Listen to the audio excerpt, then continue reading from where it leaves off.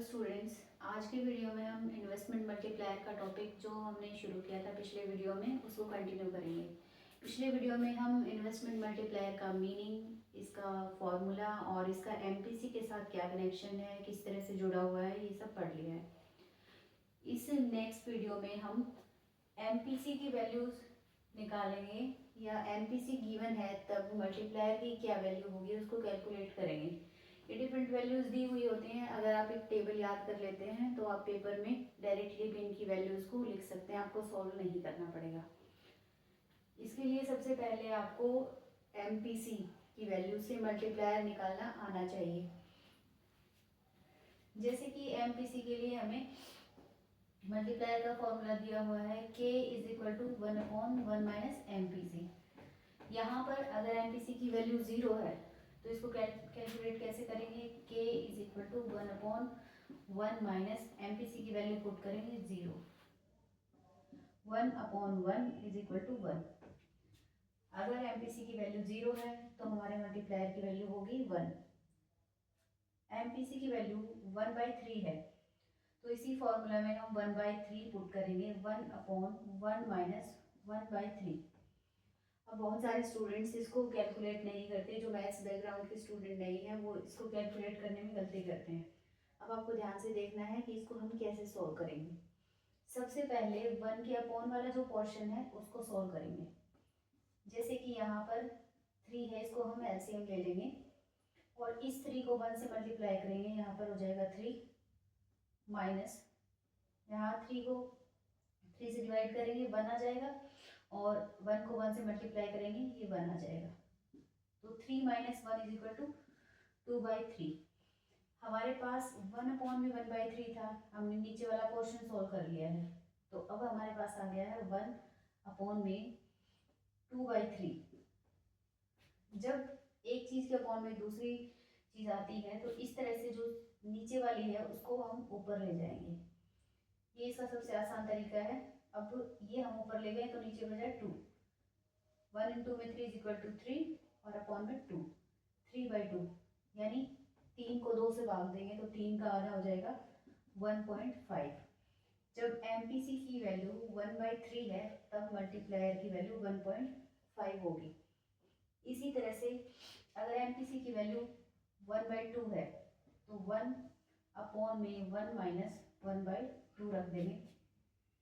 कैसे सॉल्व करेंगे, उसी तरह से 2 इसमें एलसीएम ले लेंगे और 2 minus 1 is equal to 1/2। 1 upon में 1/2, ये 2 मल्टीप्लाई होकर ऊपर चला जाएगा और 2 अपॉन में 1 इज इक्वल टू 2।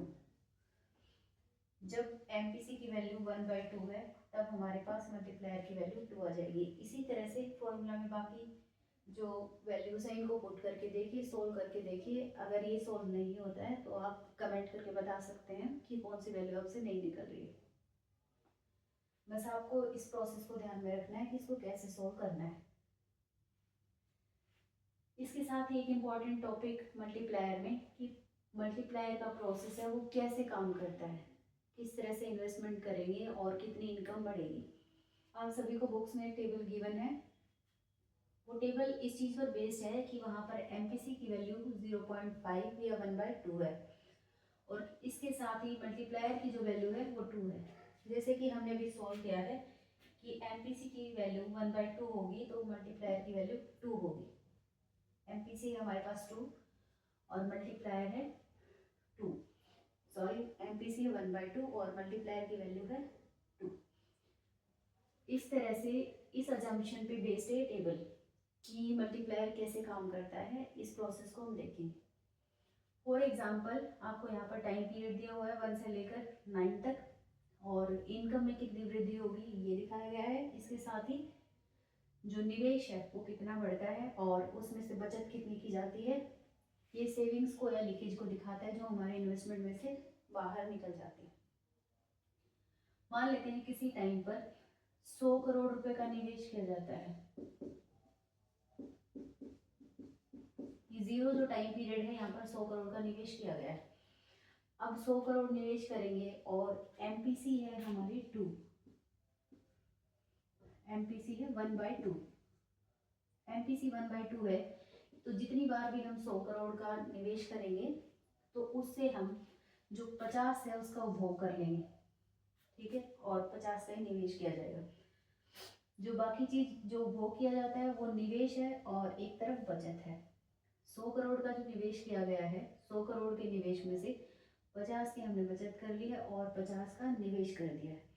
इससे हमारी आय में फिर 50 करोड़ की वृद्धि होगी और फिर MPC 2 है, 50 करोड़ में से फिर हम 25 करोड़ की बचत कर लेंगे और यहाँ पर इसको दिखा देंगे।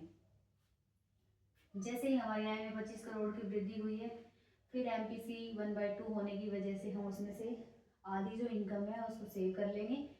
हमारी इनकम 12.5 करोड़ बढ़ेगी और इस तरह से हाफ 1/2 करते करते हम 9 पॉइंट तक पहुंच जाएंगे। जहाँ तक 0.1 नहीं आ जाता तब तक हम इसको सोल्व करेंगे। इसको सोल्व करेंगे तो एक साइड पर बचत आ जाएगी, दूसरी तरफ आय है और आय में जो वृद्धि है। अब आपने देखा होगा कि 100 करोड़ का निवेश करने पर 200 करोड़ रुपए की आय में वृद्धि होती है और हमारी जो निवेश है वो 100 करोड़ यहाँ पर आ जाएगा टोटल और बचत का टोटल है 100 करोड़। यानी 100 करोड़ निवेश करने पर अगर MPC 1/2 है और मल्टीप्लायर की वैल्यू 2 है तो हमारे पास 200 करोड़ रुपए आय में वृद्धि होगी। पहले भी हमने देखा था कि मल्टीप्लायर की वैल्यू जितनी ज़्यादा होगी उतनी ही हमारी आय में वृद्धि होगी। तो यहाँ पर इस टेबल में इस कॉलम का टोटल करने पर आपके पास आ जाएंगे 200 करोड़।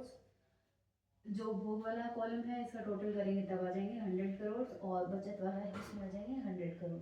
कुल मिलाकर आय में 200 करोड़ रुपए की वृद्धि हुई है। अब आप इस तरह से इस टेबल को बनाकर देखें और हर वीडियो के एंड में आप इसका स्क्रीनशॉट लेकर इसको नोटबुक में उतारें और सोल्व करके देखें। अगर आपको इसमें कोई भी दिक्कत आती है, कुछ चीज़ समझ में नहीं आती है तो आप इसको कमेंट में लिख सकते हैं।